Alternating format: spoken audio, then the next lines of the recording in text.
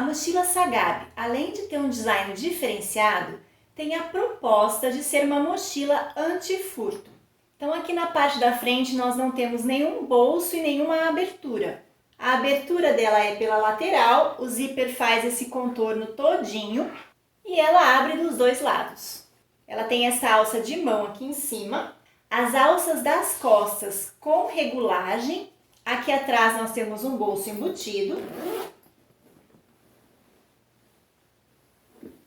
E temos este detalhe que esconde o cursor do zíper.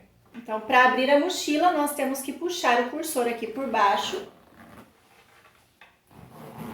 E ela abre toda a lateral. Aqui nessa lateral, nós temos dois bolsinhos com velcro para levar miudezas. Na outra lateral, nós temos um bolso com zíper e um bolso livre aqui atrás, que cabe o celular. Aqui por dentro, na parte da frente, nós temos um bolso com elástico. Aqui na parte das costas, nós temos duas cintas de elástico, que a gente pode levar o notebook, caderno universitário, o tablet, enfim, algum material que a gente não quer deixar solto dentro da mochila.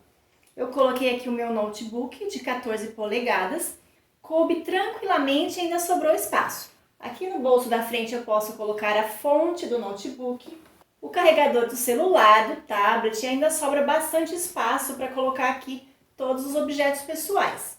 Então vem comigo fazer essa peça.